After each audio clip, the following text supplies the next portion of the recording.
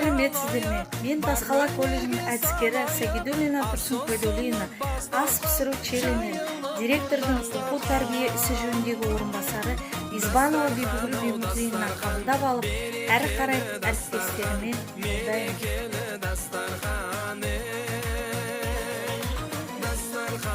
Дастархан, берекелі дастархан, мерекелі дастархан.